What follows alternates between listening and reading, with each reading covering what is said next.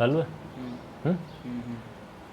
नमस्कार दोस्तों, वंदे मातरम। First grade school lecturer history की तैयारी करने वालों के लिए मैं एक शॉर्ट वीडियो बना के लाया हूँ।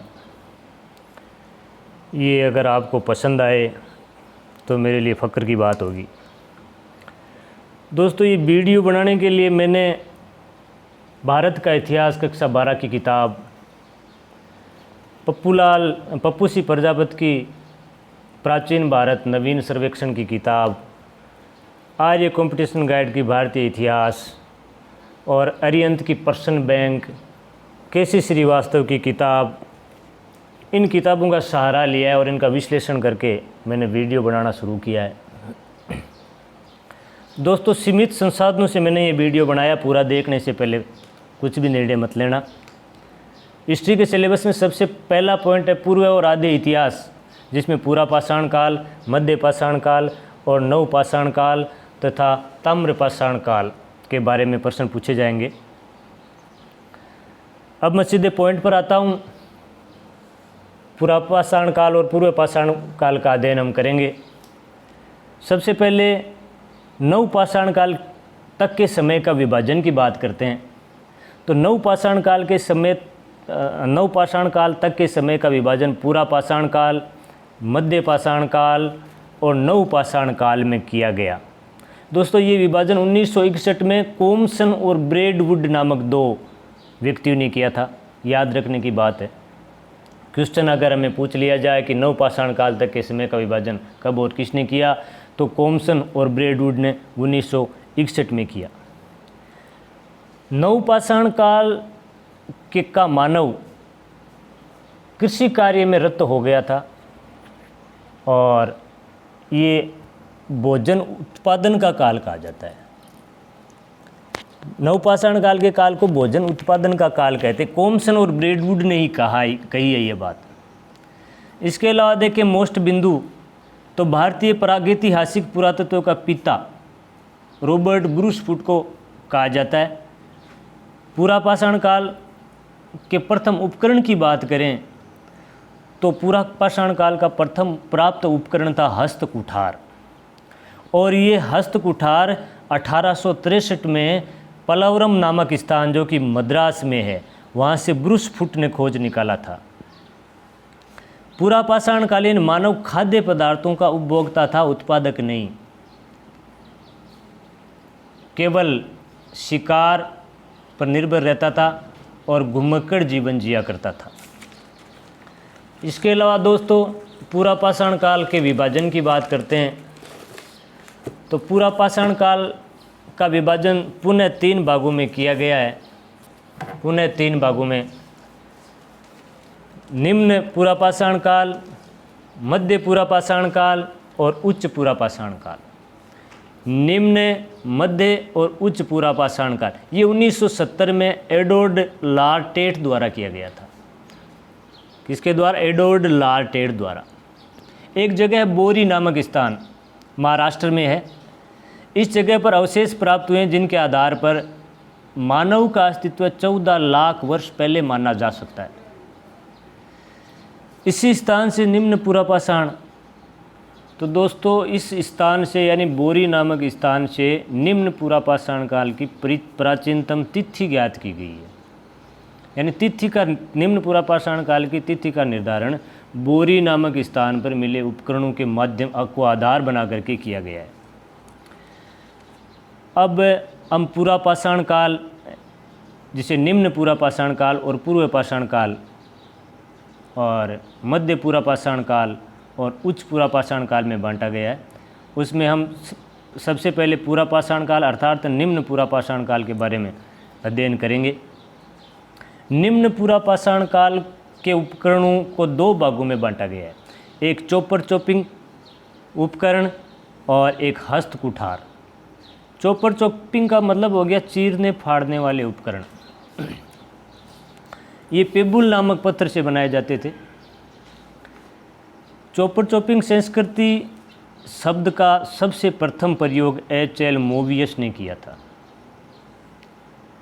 सर्वप्रथम उपकरण पंजाब पाकिस्तान की सोन नदी घाटी में प्राप्त हुए थे।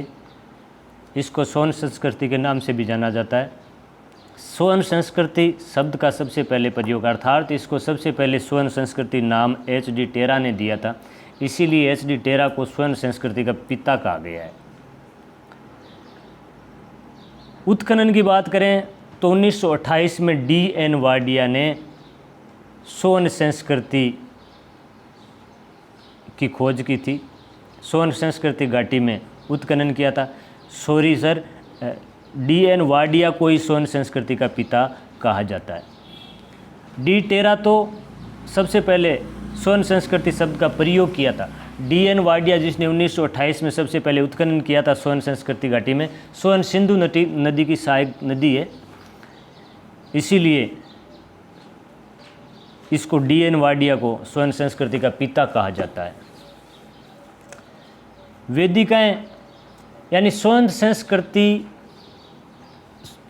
सोन नदी घाटी में 5 स्तरों में प्राप्त हुई है।